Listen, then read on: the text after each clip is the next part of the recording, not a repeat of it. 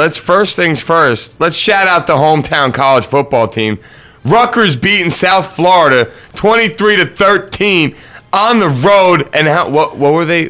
How much were they an underdog by? They were an 8-point underdog. 8-point underdog. But by the way, do you know where they played on the road? In what? No. They played South Florida. Yeah. But they played in Tampa, where Shiano is now coaching. Ah, very nice. Very nice. I did not know that. Little link between the two, just to throw that in there for you. Yeah, they actually played at Raymond James Stadium last night down in Tampa. Won 23-13. Looked pretty good. I mean, the running back, Jamison, 41 carries, 161 yards in a TD. Looked good. Yeah, no complaints about Rutgers starting 3-0. Got a tough test next week in Arkansas playing an SEC team. But, I mean, Arkansas will be reeling off of 2 straight losses, hopefully, because after they lost to Louisiana Monroe last week, and hopefully Bama this week, they'll be on a skid. So maybe Rutgers can catch them on and off time. Only problem is they do have to go down to Arkansas to play. But as far as everything goes, Rutgers has looked pretty good so far to start this young season. I was extremely, extremely impressed with the touchdown run that the man had last night. I'm actually trying to see if I can find that. So if you don't mind chatting for a minute about our next game that we'd like to talk about, I would truly appreciate it because I really would like people to see this touchdown run because it was sick. Loved it. Loved it. Gave him a spin move coming up the hole. Not many guys have the balls to do a spin move while coming up the hole. And he did. And it was dirty. I was very impressed. So yeah, you're trying to find that, aren't you? Yes, I am, and I think I got it. So let me let this video play for a minute, and I'll see if I can find if this is it. And if it is, I'm going to post the link in the chat room so you guys can watch it because the run was freaking sick, and I want you to see it. And with that being said, we're going to move on to previewing some college football games this coming weekend. Might as well start with number 1 Alabama then. Bama? Bama Roll Tide. Roll Tide. All right, I'm playing cool with Arkansas with a bad loss last week to Louisiana Monroe. Dropped out of the rankings. Second biggest drop in NCAA history. Reeling. They're not sure actually yet if Wilson's going to play. Wilson's a game day decision, the quarterback there for Arkansas. And really, the game's going to be dependent on him. If he can play. If he can play, Arkansas stand a chance. If he can't play, stick a fork in them. They're done because last week their backup quarterback is actually, I think he was a wide receiver when they first got him. But the backup quarterback last week went 6 for 20. 6 for 20. Ow. That's not good. Yeah, and that against was Louisiana Monroe. And that was against Louisiana Monroe. What do you think that? What not do you think that Bama backup defense. Yeah. So I feel really bad for them if Wilson can't start. But Wilson's really the key to that game. Other than that, I mean, some other games we could look at. Florida State playing they're 2-0, playing an undefeated, unranked Wake Forest team at 2-0. And Wake Forest really hasn't played anybody to mention so far. They are 2-0. I just thought that the biggest thing in this game was the spread is 24 points. Wow. Florida State is a 24-point favorite against a team that's 2-0 right now. That to me, and a division rival at that, a division foe, because Wake Forest is the ACC. Yeah, I just thought that was really interesting. I can't believe that Florida State would be ranked so high. I mean, now granted, they beat Savannah State last week 55-0 in a weather-shortened game, but Wake Forest isn't Savannah State. So, I don't know. I just thought that was an interesting matchup maybe to look out for and check out this weekend. Now, I hate to do this because I was so caught up in trying to find the video, which I did, by the way, ladies and gentlemen. And if you click that link right there, you will get a chance to see the ridiculous touchdown run by the kid from Rutgers. Anyway, I just want to backtrack real quick for the Bama-Arkansas game. This is actually Alabama's first game against an unranked Arkansas since a 35-7 rout against them on September 26, 2009. Bama has won 32 straight games against teams outside of the top 25 going all the way back since they lost, believe it or not, to Louisiana Monroe on November 17th in 2007. Meanwhile, Arkansas has won 7 of its past 10 matchups with ranked teams and 4 of the last 5. So Arkansas seems to play pretty well against ranked teams, while Bama seems to just crush unranked teams. So you got that little, scenario to look at. But let's be serious here. Like you said, if that backup quarterback has to play, the odds of them even coming close to beating Bama are so slim, it's not even funny. Like, if you're a betting man, you're not betting on Arkansas. You're not even going to risk your money on it. A game that me and you both agreed on might be worth watching, and I think we should definitely bring up is the game between California and Ohio State. I know you had some good stats on that one. If you want to let some people know what there could be in store to watch. Yeah. 1 second here. Yeah, the quarterback was the biggest thing, Miller.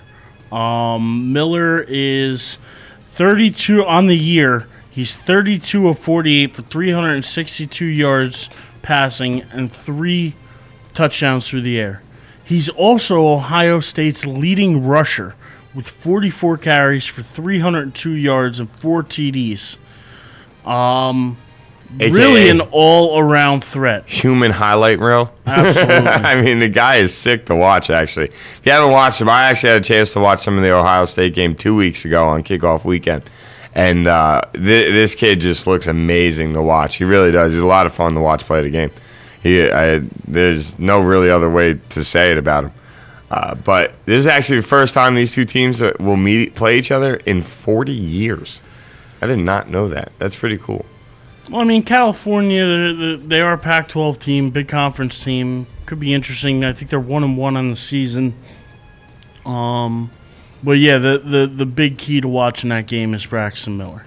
And he's the reason to watch. And the scary part is for Cal is the fact they have one of the worst rushing defenses in the entire nation, giving up almost 150 yards per game. Discipline. They're done before they got on the field. Discipline-wise, they're not that well. They've gotten 23 penalties through their first 2 games. And when it really comes down to it, this is a here we go. The Ohio State and Cal last played in 1972 with Ohio State winning 35-18. Buckeyes have won 5 straight games in the series after losing the first meeting ever in 1921. Now, you can look at this almost from a conference point of view if you want to. The Big Ten is looking for a little bit of revenge, I guess you could say, on the Pac-12. They went 0-3 against the Pac-12 last week. Like we said before, Cal's defense is definitely a major question mark. They gave up exactly 31 points in each of their first 2 games. So, I mean, defensively, could be some trouble for him, man. This Braxton Miller kid could really, like, if you had a fantasy team, Braxton Miller would definitely be starting for you this week. Put it that way. He's very Denard Robinson-esque. Bigger, though. Bigger. He's not as small. He's not as tiny of a frame as Denard Robinson. Looks like Dexter McCluster to me. Like, he just looks like a tiny dude that just is really fast. That's just my opinion. I don't know. Guy's talented as all hell. I'm not trying to take that away from him or anything along those lines. Just trying to say he looks like a tiny guy. I mean, he plays quarterback for Michigan. He looks like a tiny guy behind the 6'5", 6'6" offensive lineman. It's really that simple. Now, outside of that, I mean, you've got maybe the biggest game of the week. I mean, in USC Stanford. Yeah. I mean, I don't know if that's where you wanted to head next, but I mean, that's got to be the biggest game of the weekend for the most part when it comes down to you got number 21 ranked Stanford and number 2 ranked USC. USC's looking to avenge last year's 3 overtime loss. They haven't beat Stanford in the last 3 years. Andrew Luck's got the better of them. So this is their first chance to really make a statement post-Luck era. But, how excited do you get about beating them if Luck's not playing? Like for Barkley. I mean, at least for Barkley. Listen, they're still a ranked team. They're still a top 25 team, so you got to get up for the game. Barkley is actually leading the NCAAs with 10 TDs through the first 2 games. He's looked very sharp. I expect him to look good again this weekend, and I expect USC to win. Probably a close game, but I definitely don't see USC losing for the fourth time. By the way, it's never happened. Stanford has never beaten USC 4 times in a row in their 107-year rivalry. That's crazy. And I don't think that's gonna. I don't think that's gonna change because I don't see USC losing to Stanford. I think talent-wise, I mean, we said this last week when we talked about USC. Look, they have 2 freakish wide receivers on the outside. They have a hell of a run game. And the one thing that you always say to yourself when you try to make a defensive game plan is we got to shut down what they do good. If they're a passing team, we want to make them have to run the ball. If they're a running team, you want to make them pass the ball. They can do whatever the hell they want. I mean, USC is that good. USC, Silas Red, leading the team in rushing. He's got 24 carries for, I believe it's 163 yards on the year.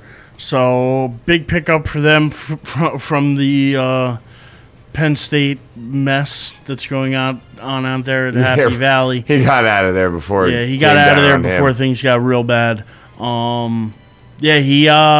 He looked good, Silas Red. He looks like the guy that USC wanted to get. Yeah, and now Matt Barkley is actually looking for his first ever win against Stanford. It's actually the only Pac-12 team he hasn't beaten yet in his college career. And to be honest with you, like I said, I can't see how he won't beat them or how USC won't win this game. I know Stanford's ranked 21, and from what they've done so far this year, they deserve it. But at the same time, when you look at the talent levels on these 2 teams, I have a hard time seeing Stanford being able to match up well against USC. I mean, I really do. Now, if they can own the trenches and dominate the line of scrimmage and really get after Barkley and cause USC to struggle running the ball, well then yeah, you got a chance. But that's really hard to do over a 60-minute football game.